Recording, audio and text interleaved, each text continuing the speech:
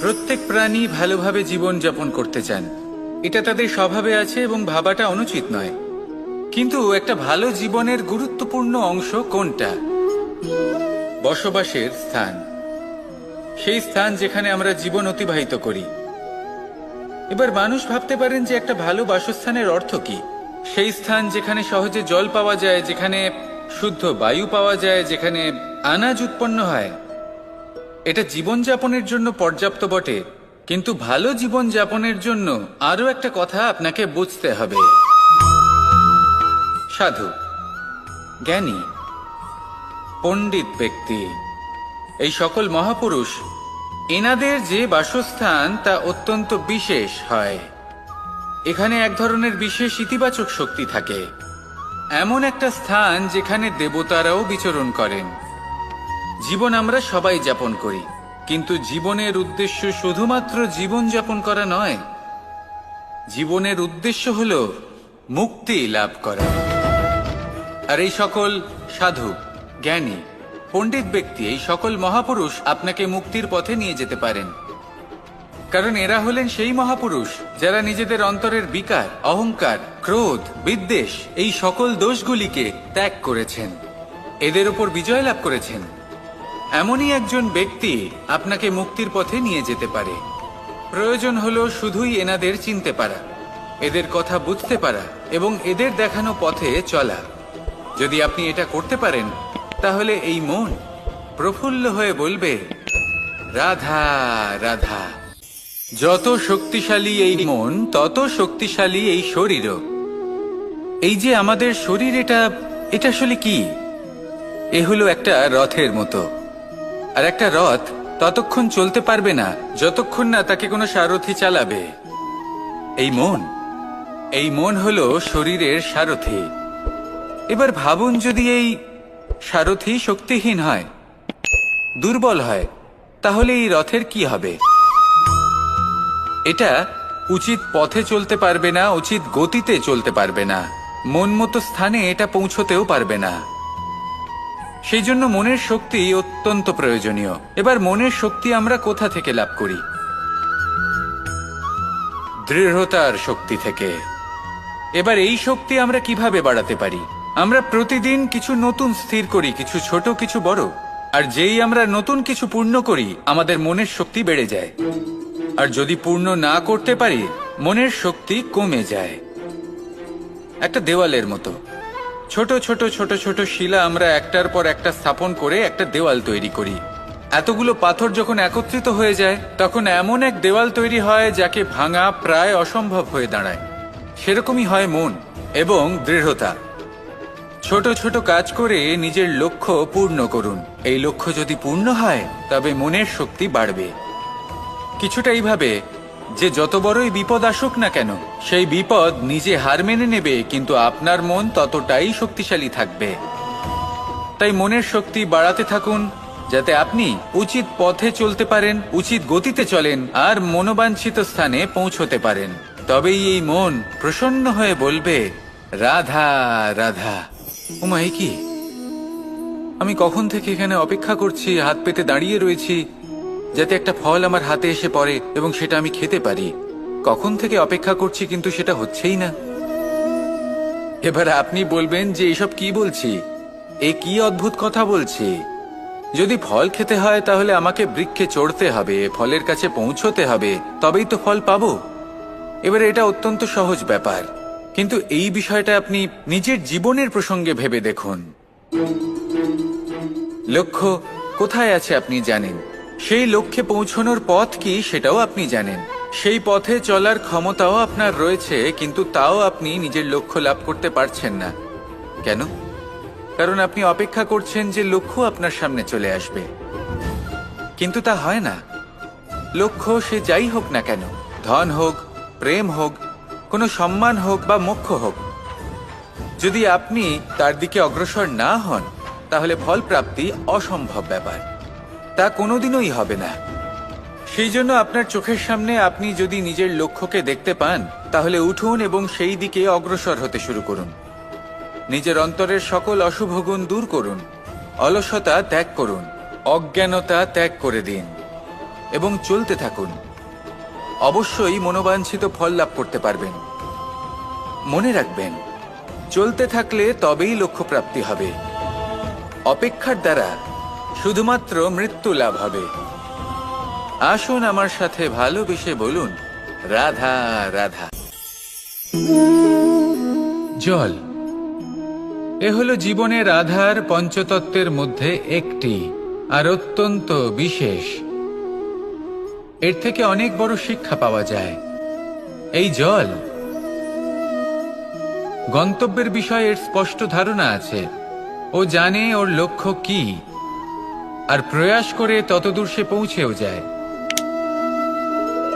এটি পর্বত থেকে বয়ে নিচে নেমে আসে, নদীর সাথে সমাহিত হয়ে তার সাথে বয়ে চলে, চিরসবুজ বনানী গড়ে তোলে, প্রাণীদের তৃষ্ণা নিবারণ করে, সামনে এগিয়ে চলে, মানুষের সাথে মিলিত হয়। যারা একে বাঁধের মধ্যে বেঁধে রাখতে চেষ্টা করে, সে বন্দি দশাতেও থেকে যায়, মানুষের কল্যাণ করে। তারপর বাঁধ থেকে মুক্তি পেয়ে এগিয়ে চলে, কোথাও ধাক্কা খায়, কোথাও বাধা পড়ে, কোথাও যদি পথ খুঁজে না পায় তাহলে পথ খুঁজেই নেয়, আর যেখানে পথ থাকে না সেখানে পথ বানিয়ে নেয়, আর শেষ পর্যন্ত নিজের লক্ষ্যে পৌঁছেই যায়, অর্থাৎ সমুদ্রে গিয়ে সমাহিত হয়ে যায়। আমাদেরও কিছুটা এরকমই হয়ে উঠতে হবে। যেখানেই যাবেন সকলের কল্যাণ করুন, সামনে এগোন। আপনি কোথাও পড়ে গেলে, ধাক্কা খেলে আঘাত লাগবেই, উত্থান পতন লেগেই থাকে। সামনে এগোতে থাকুন। কোথাও পথ না পেলে তা খুঁজে নিন, কোথাও পথ না থাকলে তা বানিয়ে নিন। নিজের গন্তব্যের কথা সব সময় মনে রাখুন। শেষ পর্যন্ত নিজের মোক্ষ লাভ আপনি অবশ্যই করবেন। আর আমার সাথে ভালোবেসে বলুন, রাধা রাধা। কখনো কোনো বাগানের কোনো বৃক্ষকে দেখেছেন যেখানে সুগন্ধি ফুল থাকে, রসালো ফল থাকে? তখন মন প্রফুল্ল হয়ে ওঠে, মন থেকে সেই বৃক্ষের প্রতি ভালোবাসা জন্মায়। কিন্তু যিনি বাগানের মালিক, শুধুমাত্র তিনিই জানেন যে কিভাবে এই বৃক্ষকে আগলে রাখতে হয়, কিভাবে তার পরিচর্যা করলে এতে সুন্দর সুগন্ধি ফুল হবে, রসালো ফল হবে। কখনো কখনো প্রয়োজনের থেকে বেশি রোদ পেলে এই বৃক্ষগুলি শুকিয়ে যায়, প্রয়োজনের থেকে কম রোদ পেলেও এই বৃক্ষ কিন্তু শুকিয়ে যায়। প্রয়োজনের থেকে কম জল যদি পায়, এই বৃক্ষ শুকিয়ে যেতে পারে। প্রয়োজনের থেকে অতিরিক্ত জল যদি পায়, তখনও এই বৃক্ষের শিকড়গুলি নষ্ট হয়ে যেতে পারে। এবার এটাই কিন্তু আমাদের সংসারের সাথেও হয়। আমাদের সংসারের সকল প্রতিভাশালী ব্যক্তি, যেমন লেখক, বিচারক, প্রবক্তা, যোদ্ধা, এদের সবার ক্ষেত্রে এই কথাটাই প্রযোজ্য। যদি বেশি প্রশংসা করা হয় তাহলেও এরা হারিয়ে যাবেন। প্রয়োজনের থেকে বেশি যদি নিন্দা করা হয় তখনও তারা নত হয়ে পড়বেন। তাহলে আপনি এদের রক্ষা করুন এবং নিজেদেরও। মনে রাখবেন একটা কথা, জেনে রাখুন কখন কোন নিন্দায় আপনি লজ্জিত হবেন না, আর কখন কোন প্রশংসার দ্বারা নিজের মধ্যে অহংবোধ জাগ্রত করবেন না। এই মন সুপ্রসন্ন হয়ে বলবে, রাধা রাধা। জীবনের প্রত্যেক মুহূর্ত আমাদের কিছু না কিছু শিক্ষা দেয়, নির্ভর করছে আমাদের দৃষ্টিভঙ্গির উপর। যেমন নদী হলো আমার অত্যন্ত প্রিয়, নদীতে ভ্রমণ করতে আমার খুব ভালো লাগে। কি বলেন? নদীতে সবসময় নতুন কিছু থাকে, ও পুরনো কিছুই নিয়ে বসে থাকে না, সব সময় প্রবাহমান, কখনো থামে না। ততক্ষণ থামে না যতক্ষণ না সাগরে গিয়ে সমাহিত হচ্ছে। ঠিক এইভাবেই আমাদেরও উচিত নিজের জীবন অতিবাহিত করা, নদীর মতো। প্রত্যেক মুহূর্ত নতুন, তাই সেইভাবেই জীবন যাপন করুন। পুরনো কিছুই একত্রিত করে রাখবেন না, বিগত স্মৃতির মাঝে নিজেকে হারিয়ে ফেলবেন না। এই যে বর্তমান, এই যে মুহূর্ত, সেটাই হলো সর্বশ্রেষ্ঠ। এর মাঝেই জীবন যাপন করুন, নদীর মতো প্রবাহমান হতে শিখুন। আপনি শিখে গেলে তাহলে মনে রাখবেন, আমার আপনার মাঝে বিচরণ করতে বড়ই ভালো লাগবে। যে ব্যক্তি আনন্দের সাথে জীবনের প্রত্যেকটা মুহূর্ত অতিবাহিত করে কোনো চিন্তা ছাড়াই, প্রবাহমান হয়, কখনোই থামে না, যতক্ষণ না মুক্তি লাভ করছেন। এমন ব্যক্তির মধ্যেই রাধাকৃষ্ণ বসবাস করেন। তাহলে আসুন আমার সাথে ভালোবেসে বলুন, রাধা রাধা। সূর্যের প্রকাশ, অন্ধকারকে দূর করে দেওয়া সেই মহানায়ক। এই সূর্যের প্রকাশ যখন পৃথিবীতে এসে পৌঁছয়, কি হয়? এই পৃথিবী জেগে ওঠে, প্রত্যেক প্রাণী জেগে ওঠে, মানুষ জেগে ওঠে, নিজের কর্ম করেন, জীবন যাপন করেন। এই ঘুমের মৃতপ্রায় স্থিতি কাটিয়ে উঠে জীবন যাপন করতে শেখেন। এটাই হলো প্রভাব সূর্যের প্রকাশের। এবার এই প্রকাশ যে সূর্যের থেকে পাই, তিনি কি করেন? তিনি নিজেকে জ্বালান আমাদের জীবন প্রদান করার জন্য। প্রত্যেকটা মুহূর্ত তিনি তাপ সহ্য করেন, আমরা যাতে সেই প্রকাশ লাভ করি। এটাই হলো জীবনের সারমর্ম। যদি আপনিও এই সংসারে প্রকাশ ছড়িয়ে দিতে চান, তাহলে আপনাকেও তপ্ত হতে হবে, নিজে জ্বলতে হবে, সেই কর্ম করতে হবে যেটা কঠিন হতে পারে কিন্তু আসলে শ্রেষ্ঠ। তবেই এই সংসারের সেবা করতে পারবেন, সংসারকে পথ দেখাতে পারবেন। নিজের অন্তরের প্রকাশ জাগ্রত করুন, তবেই সেই সকল ব্যক্তি যারা পাপের অন্ধকারে নিমজ্জিত হয়ে আছেন, তারা জাগ্রত হবেন। সেই সকল ব্যক্তিকে জাগিয়ে তুলুন, প্রেরিত করে তুলুন সুখী হওয়ার জন্য, যারা সুখী হতে পারছেন না।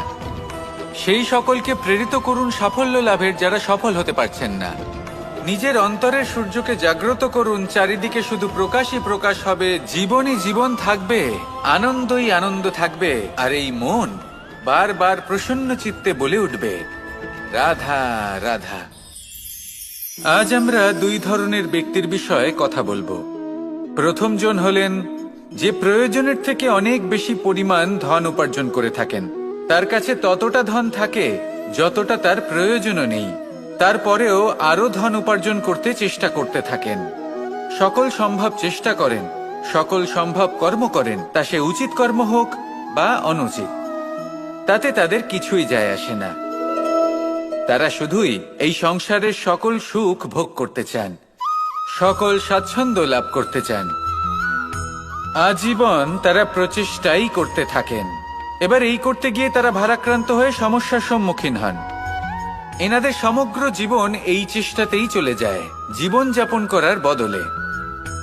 অন্যদিকে আরেকজন ব্যক্তি, যিনি জানেন তার প্রয়োজন কতটুকু, আর শুধুমাত্র সেই পরিমাণ ধন অর্জন করেন, তার থেকে বেশি একটুও নয়। উনি যদি দুবেলা খেতে পান, মাথা গোজার ঠাঁই পেয়ে যান, সেটাই পর্যাপ্ত। তাতেই তিনি আনন্দে জীবন যাপন করেন, না কোনো বৃথা চিন্তা করেন, না কোনো বৃথা কষ্ট করেন। এবার আমি আপনাদের জিজ্ঞেস করব, এই দুই ব্যক্তির মধ্যে আপনি কোন ব্যক্তি হতে চাইবেন? বেশিরভাগ মানুষ এটাই বলবেন যে আমরা সেই দ্বিতীয় মানুষ হতে চাই যারা সন্তুষ্ট। কিন্তু যদি মন দিয়ে দেখেন, আপনিও সেই কর্মই করছেন যা প্রথম ব্যক্তি করেন। আপনারা সবসময় চেষ্টা করে চলেছেন, এটাও লাভ করতে হবে, ওটাও লাভ করতে হবে, আমার এটারও প্রয়োজন, ওটারও প্রয়োজন। আপনি অনেক কিছু লাভ করেছেন, কিন্তু প্রশ্ন এটাই যে আপনার কি সেই সবকিছুর প্রয়োজন রয়েছে? এর উত্তর আপনার অন্তর মনে রয়েছে। আপনার মন জানে যে আপনার প্রয়োজন কতটুকু। সেখানে গিয়ে দেখুন। সন্তুষ্টি মানুষকে আনন্দ দেয়। মানুষ যতটা সন্তুষ্ট হবে, ততটাই সে আনন্দ লাভ করবে। এবার আপনাকে এই সিদ্ধান্ত নিতে হবে যে আপনি কখন আর কোথায় সন্তুষ্টি লাভ করবেন, কত কিছু লাভ করার পরে সন্তুষ্ট হবেন। এই উত্তর আপনি মন থেকে পাবেন। এই সমাজের চাহিদায় জড়িয়ে নিজেকে বিভ্রান্ত করবেন না। নিজের অন্তরের এই মিথ্যে অহংবোধকে প্রশ্রয় দিতে গিয়ে যদি আপনি এরকম প্রয়াস করতে থাকেন, তাহলে জীবনযাপন কখন করবেন? থেমে যান, শান্ত হয়ে যান, নিজের অন্তর মনে নিমজ্জিত হয়ে দেখুন যে সন্তুষ্টি কোথায়। এই সন্তুষ্টি লাভ করুন। এই মন প্রসন্ন হয়ে বলবে, রাধা রাধা। ক্ষমা একটা অত্যন্ত সুন্দর শব্দ, আমার খুব প্রিয় শব্দ, কিন্তু এই ক্ষমা কখন আর কিভাবে প্রয়োগ করতে হবে সেটা বোঝা প্রয়োজনীয়। এক, যদি আপনি কোনো অন্যায় করেন, আর ক্ষমা না চান, ক্ষমা প্রার্থনা না করেন, ক্ষমা চাওয়া থেকে এড়িয়ে যান, তাহলে তাতে আপনারই ক্ষতি হবে। কিভাবে? ক্ষমা না চাইলে মনের মধ্যে অহংকার জাগ্রত হয়, আর অহংকার তো প্রকৃত অর্থে আমাদের ক্ষতিই করে। 2, কেউ যদি অপরাধ করেন, আপনার থেকে ক্ষমা না চান, তাহলে তাকে ক্ষমা করবেন না। ক্ষমা হলো অত্যন্ত অমূল্য, আর না চাইতেই কাউকে ক্ষমা দান করা এটা উচিত নয়।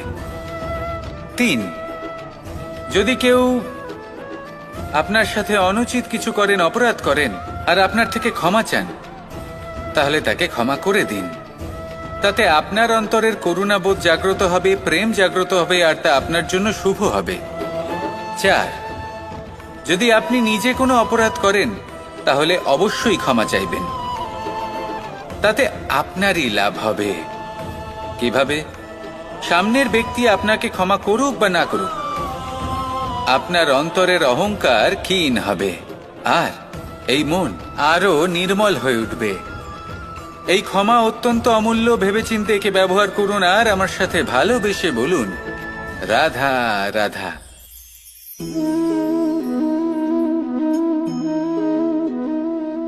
ভোজনের দ্বারাই শরীর পুষ্টি লাভ করে। ছোটবেলা থেকে আজ পর্যন্ত যাই আপনার ভোজন হয়ে থাকুক, যাই আপনার আহার হয়ে থাকুক, সেই অনুসারেই আপনার শরীর গঠিত হয়েছে। এই ভোজন অত্যন্ত গুরুত্বপূর্ণ, সেই জন্য এর প্রত্যেক অংশকে বোঝা খুব আবশ্যক। প্রথম অংশ, যে আমরা কি গ্রহণ করছি, এই ভোজন কোন স্থান থেকে আসছে সেটা বুঝুন। দ্বিতীয় অংশ, ভোজন কে বানাচ্ছেন। এই ভোজন সর্বশ্রেষ্ঠ তখনই হয় যখন মাতার হাতে তৈরি করা ভোজন হয়। কিন্তু যদি মাতার তৈরি করা ভোজন আপনি প্রাপ্ত নাও করতে পারেন, তাহলে সেই ব্যক্তির ভোজন তৈরি করা উচিত যিনি সাত্ত্বিক।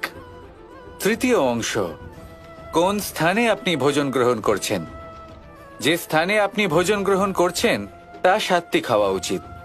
তাহলে অত্যন্ত গুরুত্বপূর্ণ।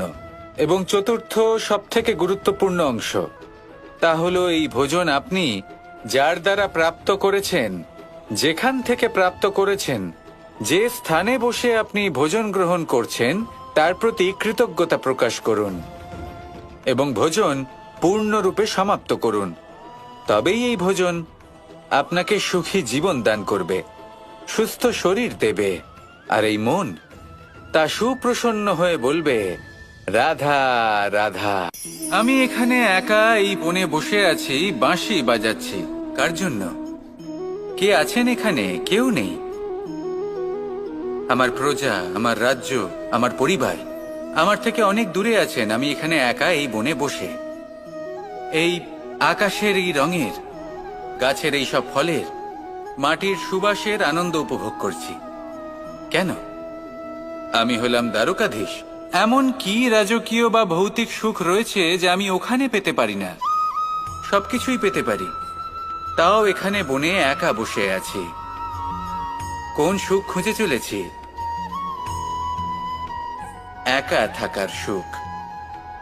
আমরা প্রত্যেকদিন অনেক মানুষের সাথে, চিন্তাধারার সাথে, কর্মের সাথে, পরিস্থিতির সাথে, সুখ দুঃখের দ্বারা বেষ্টিত থাকি। জীবনের এই চক্রে আমরা জড়িয়ে পড়তে থাকি। যতই আমরা এই সমস্যার সমাধান করি, আমরা ততই এতে জড়িয়ে পড়ি। আমরা এতটাই জড়িয়ে পড়ি যে যখন আমরা আয়নায় নিজেদের দেখি, তখন আমরা নিজেদের চিনতেই পারি না। এমন মনে হয় যেন আমরা নিজেদের হারিয়ে ফেলেছি। সেই জন্য প্রত্যেক দিন আপনি কিছু সময় নিজের সাথে কাটান একান্তে। এটা অত্যন্ত আবশ্যক। নিজের অস্তিত্বের গভীরে গিয়ে দেখতে শিখুন, নিজেকে বুঝুন। অদ্ভুত শান্তির অনুভূতি হবে।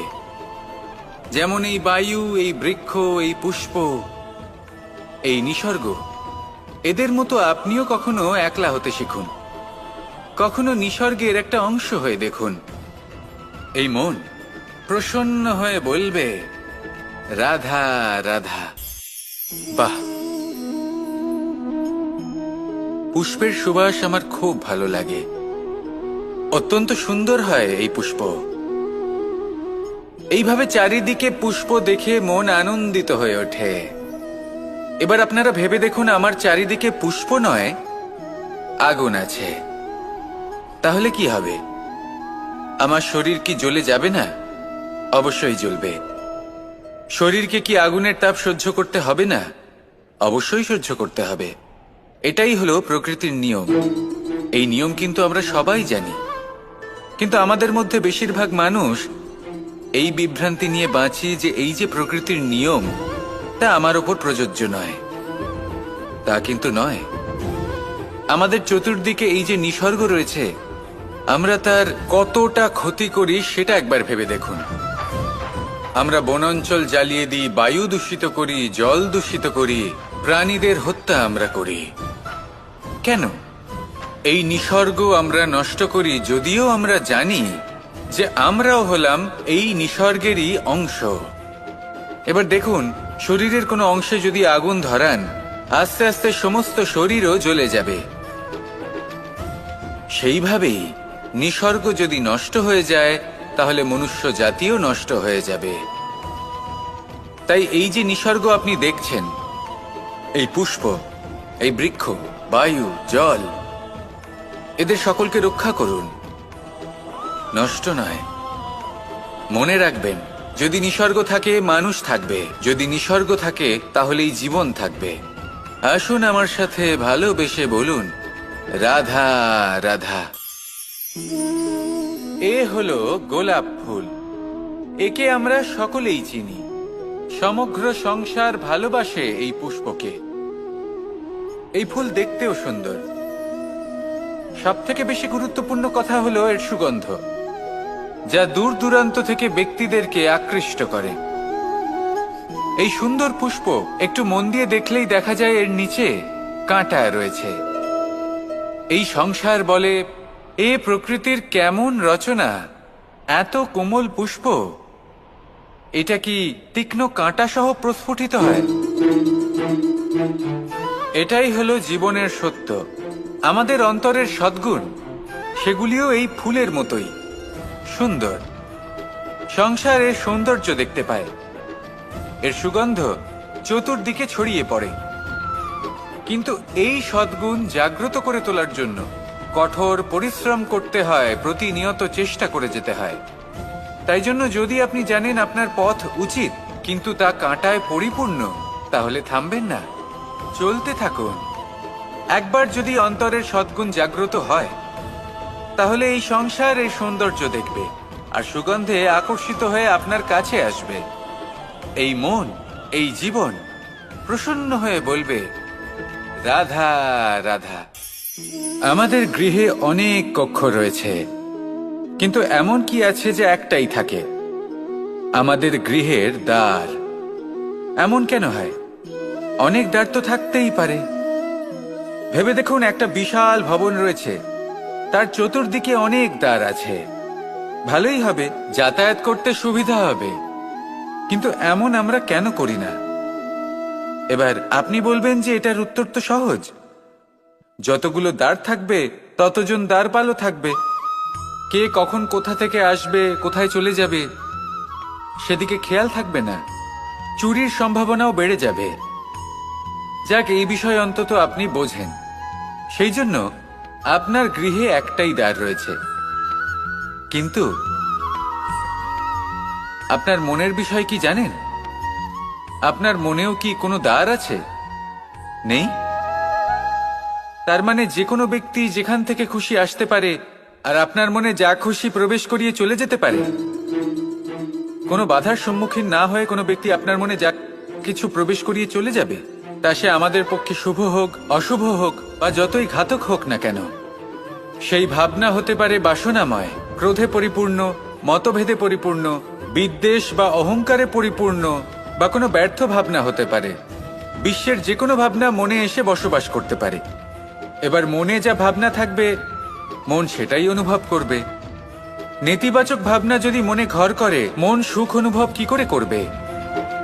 সেই জন্য আবশ্যক হলো মনের মাঝে ইতিবাচক সত্তার দ্বার গড়ে তোলা। অর্থাৎ কোনো ভাবনা যদি আসে এবং ইতিবাচক হয় তাহলে তাকে মনে প্রবেশ করতে দিন। যদি তা আপনাকে আর্থিক, সামাজিক, পারিবারিক, আধ্যাত্মিক লাভ দেয় তাহলে তাকে প্রবেশ করতে দিন। যদি না দেয়, যদি তা নেতিবাচক ভাবনা হয়, তাকে দ্বার থেকেই আবার ফিরিয়ে দিন। যত শুভ চিন্তায় থাকবে এই মন, ততই শুভ হবে আপনার জীবন। আর এই মন সুপ্রসন্ন হয়ে বলবে, রাধা রাধা। এই বৃহৎ বৃক্ষকে দেখুন, অত্যন্ত শক্তিশালী বৃক্ষ। এটা সবারই প্রিয়। তা সে ছোট হোক বা বড়, বৃদ্ধ হোক বা জোয়ান, সবাই ভালোবাসে এই বৃক্ষকে। আর সত্যি বলতে এই বৃক্ষ সবাইকে সেবা করে, সবাইকে ফল দান করে, সবাইকে ছায়া প্রদান করে। দূর থেকে দেখে মনে হয় এর কোনো পরিচর্যার প্রয়োজনই নেই, কিন্তু একজন কুশল মালী এইভাবে ভাবেন না। তিনি সময় অন্তরে খুব খুঁটিয়ে এই গাছ নিরীক্ষণ করেন, দেখতে থাকেন। যদি কোনো এমন শাখা থাকে যা রোগগ্রস্ত, তাহলে সেটা কেটে আলাদা করে দেন। যদি এমন কোনো শাখা থাকে যা মৃত, তাহলে সেটা আলাদা করে দেন। আর এইভাবে উপযুক্ত দেখাশোনা করার কারণেই এই বৃক্ষ এইভাবে সুস্থ হয়ে থাকে, সতেজ হয়ে থাকে, সবার সেবা করতে থাকে। আপনাকেও নিজের সাথে সেটাই করতে হবে। নিজের জন্য আপনাকে একজন কুশল মালী হয়ে উঠতে হবে। রক্ষা করতে হবে নিজের শরীরের, নিজের মনের। আপনার শরীর যদি রোগগ্রস্ত হয়ে পড়ে, তাহলে ওষুধ গ্রহণ করতে হবে। যদি এই মন কোনো এক কারণে বিচলিত হয়ে পড়ে, তাহলে তার থেকে নিজেকে মুক্ত করতে হবে। আপনি যদি নিজের যত্ন নেন, তবেই এই বৃক্ষের মতো হতে পারবেন। সেই বৃক্ষ যে সবারই প্রিয়, সবাইকেই সেবা করে। আসুন আমার সাথে ভালোবেসে বলুন, রাধা রাধা। এই হলো বটগাছের একটা বীজ।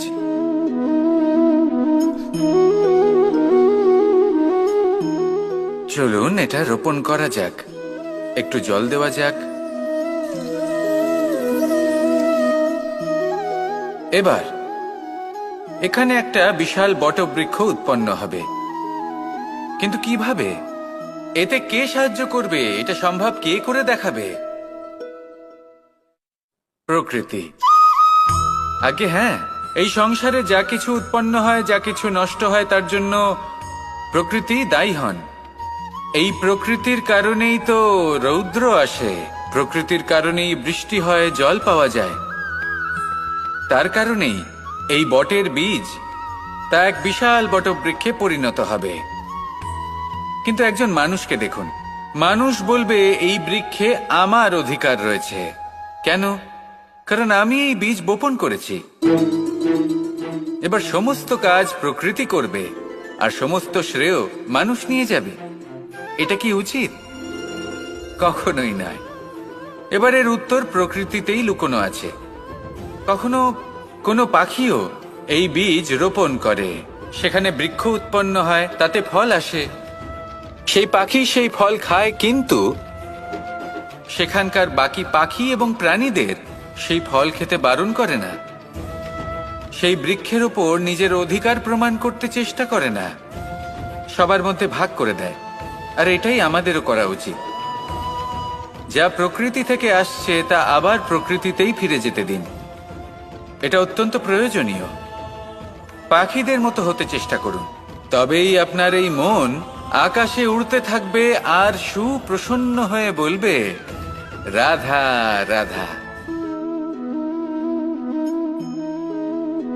মোহনের বাঁশির এই সুর, এই সঙ্গীত কার না পছন্দ হয়? সবারই খুব ভালো লাগে। এবার এই সুর আসে কোথা থেকে? কেউ বলবেন কৃষ্ণের হৃদয় থেকে। সত্য কথা, এই সুর হৃদয় থেকে নির্গত হয় এবং প্রকট হয় এই বাঁশি থেকে। এই বাঁশিটাকে দেখুন, এই ছিদ্রগুলি দেখুন। প্রত্যেকটা সুর থেকে নিজস্ব একটা স্বর নির্গত হয়। এবার যে ব্যক্তি এই সমস্ত সুর এবং স্বর বুঝতে পারেন, এতে নিপুণ, তিনি এই বাঁশির দ্বারা যে সুর নির্গত করবেন তা তো মধুর অবশ্যই হবে। এবার জীবনের সাথেও কিছুটা এরকমই ঘটে। জীবনের কিছু নীতি থাকে, অর্থ, কুটুম্ব এবং আধ্যাত্মিক। যদি জীবনের প্রত্যেকটা মুহূর্ত সুখময় হয় এরকম আপনি চান, তাহলে এই তিনটি নীতিতে আপনাকে নিপুণ হতে হবে। কোনো একটি বিশেষ নীতির প্রতি যদি আপনি বেশি ঝুঁকে পড়েন, তাহলে বাকি দুই নীতি থেকে যা সুখ লাভ করা সম্ভব তা পারবেন না।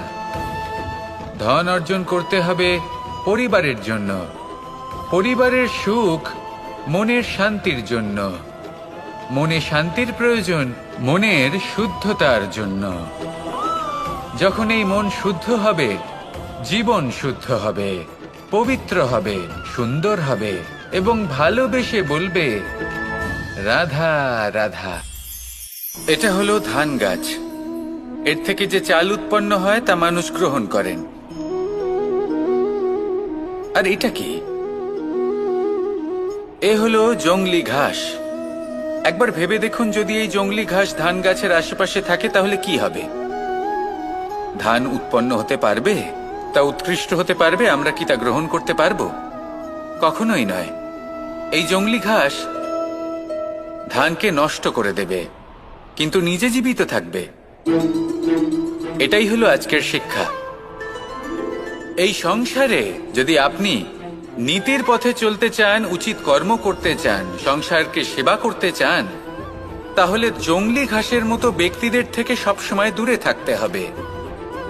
সেই ব্যক্তি যারা দুর্নীতি এবং মিথ্যা দ্বারা পরিপূর্ণ, যাদের ব্যবহার অশুভ, যাদের অনেক অশুভ গুণ রয়েছে, তারা সঠিক নয়। সেই সকল ব্যক্তি যাদের চরিত্র অত্যন্ত দুষ্ট হয়, তারা হয় শুভ চরিত্রের ব্যক্তিকে একদম নষ্ট করে দেয়, নয় নিজের মতো বানিয়ে তোলে। তাই যদি আপনি নীতির পথে চলতে চান, এই সংসারের জন্য শুভ কর্ম করতে চান, তাহলে সেই সঙ্গ লাভ করুন যে সঙ্গ জ্ঞানে পরিপূর্ণ, যাদের মধ্যে অনেক গুণ আছে, যাদের থেকে প্রতিদিন কিছু শিখতে পারবেন। এমন ব্যক্তির সাথে জীবন অতিবাহিত করুন। দুরাচারীদের থেকে দূরে থাকুন।